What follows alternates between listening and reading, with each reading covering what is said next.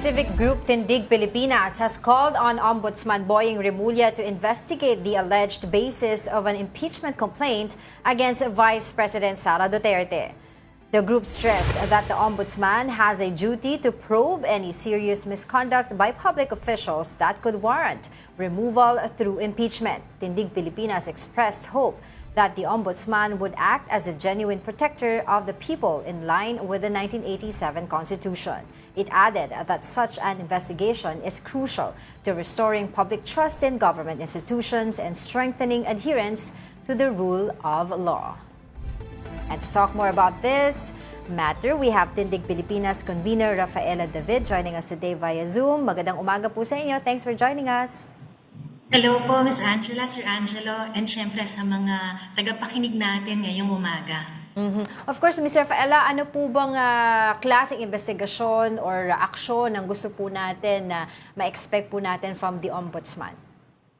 Yes, we're hoping that urgently ay magsimula na yung investigation ng Ombudsman, lalo na doon sa mga important na articles na nakalagay sa impeachment that already passed in the lower house na we were hoping nga ay dapat natuloy into a Senate trial nitong earlier this year, no? Pero dahil naudlot yon, we're hoping na with the new Ombudsman, we are cautiously optimistic na sana masimulan na yung investigation doon sa mga allegations of corruption, lalo na with regards sa Confi and Intelligence Funds ni VP Sara na nakita naman natin in recent hearings ay parang naging personal pork ng ating Vice Presidente.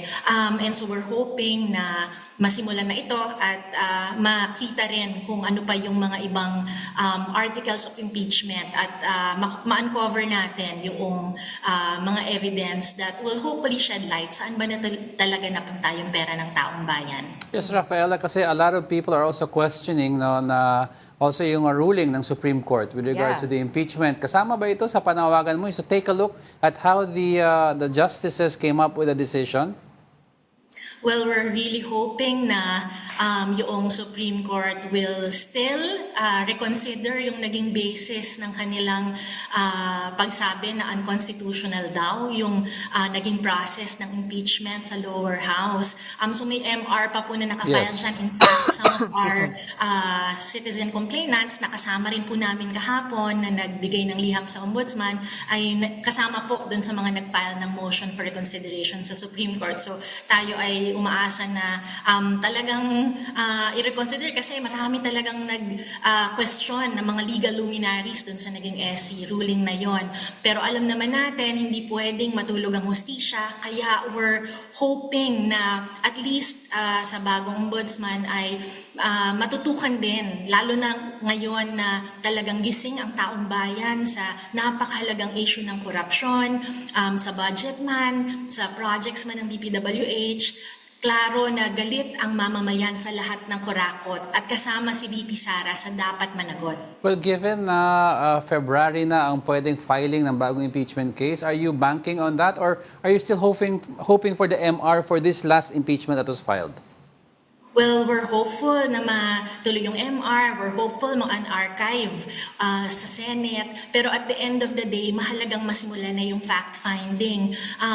Kasi habang tumatagal, hindi natin alam, baka mamaya yung mga ebidensya na lumabas ay hindi na natin mahagilap. Kaya importante at merong kapangyarihan ng Ombudsman to investigate any serious misconduct in office allegedly committed by officials removable by impeachment. And itong investigation na ito may be for the purpose of filing a verified complaint for impeachment. So hopefully by sabihin natin kung magkaroon man ng desisyon na mag-file muli ng impeachment by February, at least nagawa na yung fact-finding and investigation ng Ombudsman.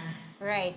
Of course, dyan sa Tindig Pilipinas, Ms. Rafaela, how do you guys see or view the role of the new Ombudsman, knowing that he is someone perceived as politically close to the administration? napakahalaga na bantayan natin yung mga gagawing investigations ng ombudsman para makita na seryoso talaga sila in investigating hindi lamang yung mga political opponents ng administration, pero even yung mga sangkot doon sa at mas malapit sa sabihin na natin sa administrasyon para maipakita na may patutunguhan talaga itong mga corruption investigations, hindi lang ng ombudsman pati ng ICI. Kaya talagang napakahalagang patuloy magbatsyag, magbantay ang taong bayan. Kaya nga po kami sa Tindig Pilipinas, meron po tayong White Friday protest. Every Friday ay magkikita-kita tayo sa EDSA at iba't ibang lugar para ipakitang nagbabantay ang taong bayan hanggang sa may makulong at may mga kasong ma-file. Allies man of the President or the Vice President. Kasi klaro naman, basta ang taong bayan ay mulat na ang lahat ng mga nangurakot ng kaban ng bayan ay dapat managot. Well, I'd like to ask na, kasi ang daming groups who are angry right now at corruption from both sides of the fence, no? But the question here is, with the current president, kasi kay President Marcos, we've seen an increase in corruption and how brazen they are. Ang laki ng mga amounts ng kinukuha. Even if PBBM is not part of that corruption scheme, do you think he is accountable by poorly implementing these projects as the President of the Philippines? Well, we hope to see in the ICI kung hanggang saan umaabot talaga itong corruption na ito.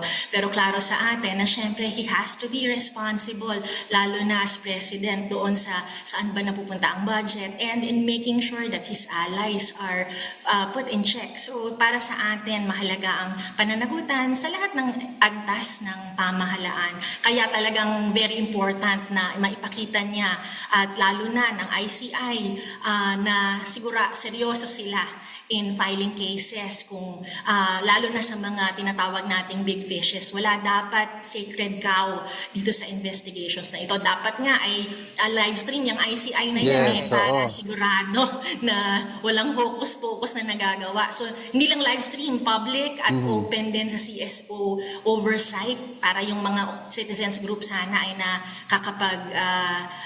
nakakapagbigay din ng third party observers doon sa nangyayari. Ang mahalaga lang sa atin, hindi sana masakyan yung galit ng taong bayan ng nila VP Sara, kasi recently nakikita natin sa interviews parang ginagamit at sinasakyan nila yung galit ng taong bayan laban sa korupsyon na nakikita natin under this government.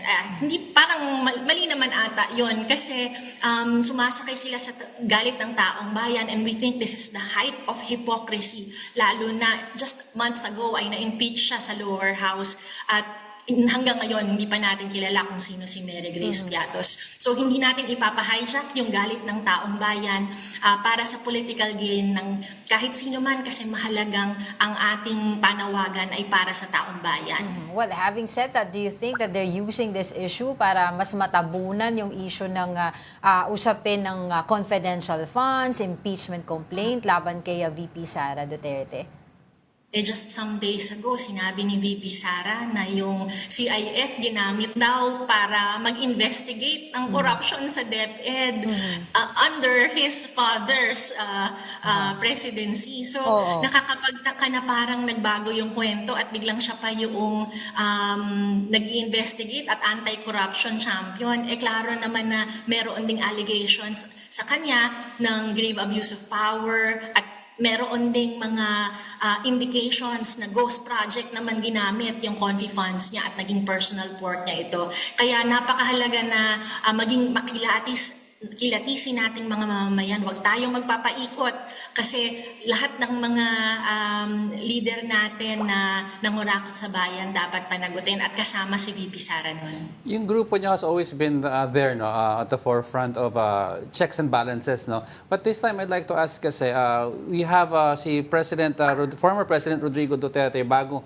siya naging presidente, there was this issue of yung bank accounts niya worth 2 billion na hindi pa na-address. And now you also have the issue of President Bongbong Marcos, who is the administrator of his estate na may tax delinquencies. Ngayon, I know you're taking a look at the flood control projects right now, but there's a larger corruption going on. Pinapasilip nyo ba ito lahat, all of this? Nako, yan pong nabanggit niyo, buti nabanggit niyo yung sa 2 billion sa bank accounts. Isa po sa mga nilagay natin sa liham natin kay Ombudsman kahapon ay sana tingnan din yung possible na ill-gotten wealth kapag tiningnan yung SALN ni VP Sara in the past at meron ngang nakita na 2 billion dumaan sa kanilang bank accounts ng kanyang tatay ay kailangan ma-review kung ito ba ay nanggaling sa ill-gotten wealth at baka culpable din siya at isa ito sa mga articles of impeachment na gusto natin ipasilip. So lahat sana ito ay makita at many investigations have to be conducted, including a possible ill-gotten wealth ng ating ni VP Sara. At gayon din ang ibang mga politicians. Kaya gusto rin nating i-recognize na buti na lang na undo yung restrictive policy on SALN release ng nakaraang administrasyon. Kasi with easier policies sa pagkuha ng SALN, mas masisilip na natin sino ba yung biglang lumobo, yung kanilang wealth and assets. At gayon din makompare natin, yung SALN niya, ganito lang yung amount, bakit parang sobrang mahal ng kanyang mga sasakyan at ng kanyang ibang property. So para makita natin kung sino ba yung parang talagang kumikita sa kaba ng taong bayan. Well, talking about SALN, kanina sinabi nga dun sa report namin na yung naging statement ni VP Sara na what's new about SALN, na ang PCIJ naman, meron naman daw access sa kanilang SALN. Si Senator Trillanes, ganoon din, pinapakita naman nun. So parang this is just daw a show on the side of Ombudsman. What are your thoughts on that? Well, early on, we've already been saying na restrictive yung naging ruling na memo ng inappoint na ombudsman ng kanyang tatay kung saan kailangan ng consent noong politiko bago i-release yung SALN niya. Siyempre, sinong magko-consent, lalo na kung may tinatago.